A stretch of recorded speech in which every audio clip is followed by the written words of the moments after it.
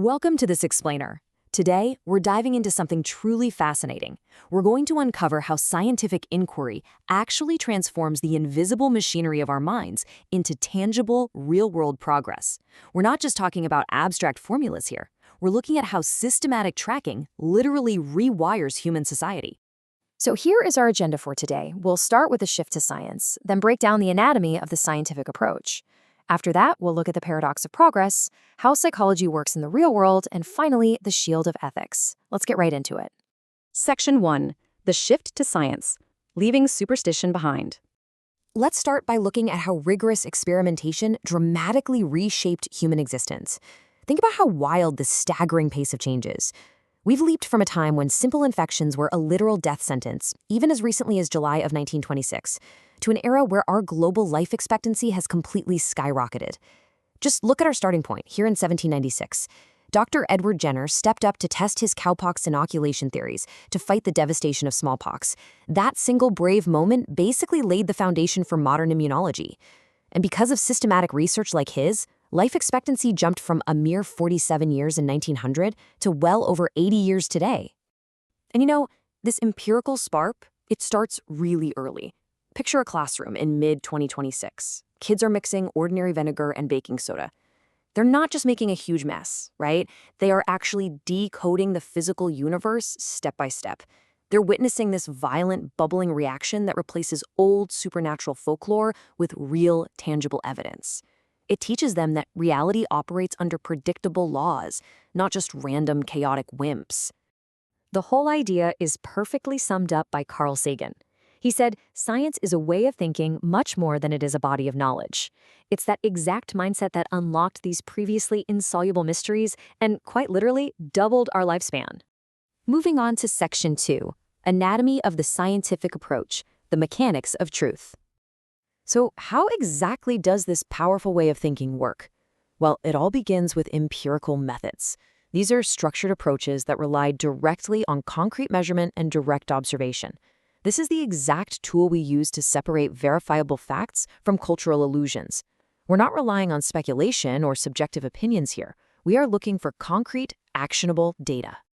And this builds right into the anatomy of scientific inquiry. First, systematic observation allows researchers to gather data while minimizing their personal biases.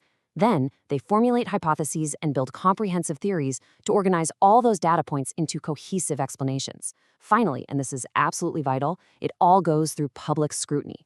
By isolating variables under controlled conditions, researchers democratize knowledge. Every single claim gets subjected to rigorous, independent replication and open evaluation. Let's zoom in on that second step for a moment. A hypothesis is a logical, testable proposition.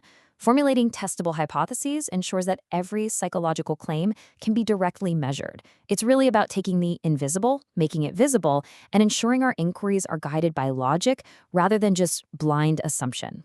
Now, this isn't just theory. Way back in 1875, Sir Francis Galton used this very framework to unravel human identity. He launched the world's first systematic twin tracking.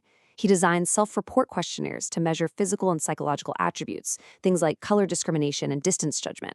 By doing this, he gave a concrete voice to invisible mental phenomena and officially ignited the timeless nature versus nurture debate that still shapes how we view human potential today.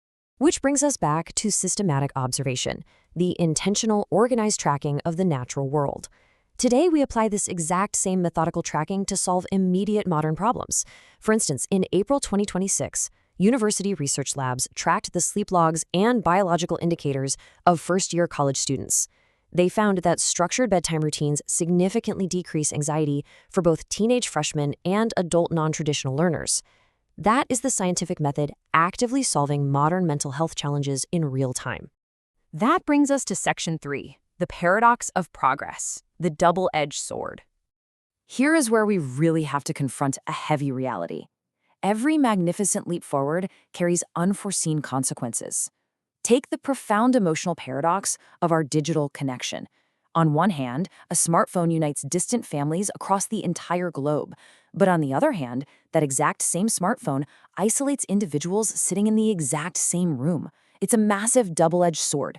The tools that connect us are also driving profound societal alienation. And we see this staggering human cost in agriculture as well.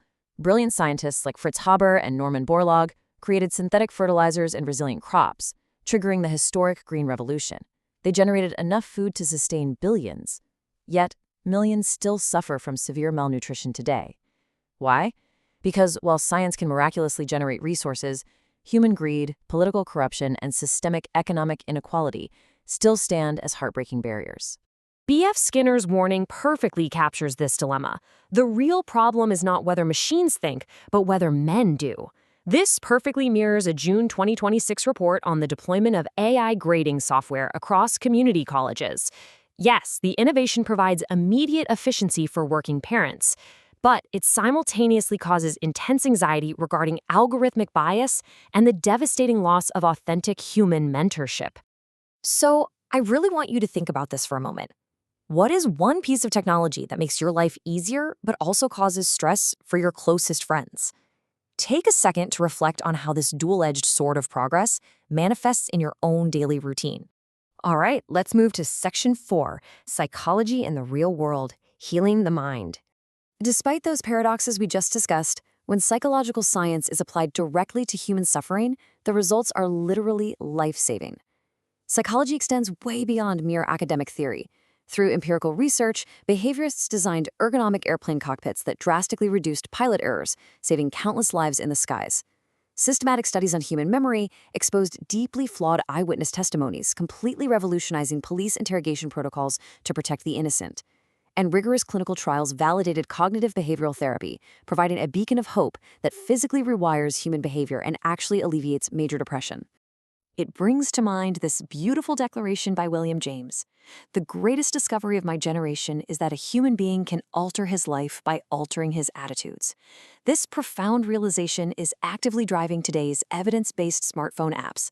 As reported in May 2026, these digital tools are delivering accessible, real-time emotional relief based directly on cognitive behavioral principles right into the palms of exhausted, burnt-out students.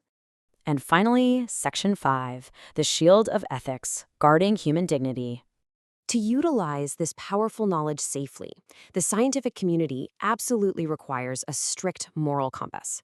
We honestly cannot forget the dark history that made these rules necessary. Take the infamous 1961 Milgram experiment. Unsuspecting subjects were manipulated by an authority figure and pressured into delivering what they believed were agonizing, life-threatening electric shocks to an innocent stranger. It exposed the terrifying extremes of exploitation under the guise of scientific inquiry, leaving participants with immense guilt and lasting emotional trauma. But the widespread outreach from this did birth our modern institutional review boards. To prevent anything like that from ever happening again, we rely on ethics. These are professional guidelines that provide a structured template for protecting participants from harm. This framework ensures absolute autonomy. It mandates informed consent, strict confidentiality, and comprehensive debriefing. Today, walking into a research lab feels safe because these strict boundaries guarantee that the pursuit of knowledge never comes at the cost of human exploitation. But the fight to protect people never truly stops, especially in our connected era. Just recently, in March 2026, a major ethical controversy erupted when a prominent university leaked the private psychometric test results of hundreds of remote students. This alarming breach immediately prompted rigorous new data privacy mandates governing how educational apps collect biometric emotional responses. It's proof that maintaining transparent, uncompromising ethical guidelines is absolutely vital. So, as we wrap up this explainer and continue to blur the lines between the invisible machinery of our minds and modern technology, I want to leave you with this final, provocative thought. If an online app tracked your moods to help you study, would you actually trust it with your private thoughts? At what point does scientific progress cross the line into our private reality? Thank you so much for joining me today to explore the profound impact of psychological science on our world. Keep questioning, keep learning, and I'll see you in the next one.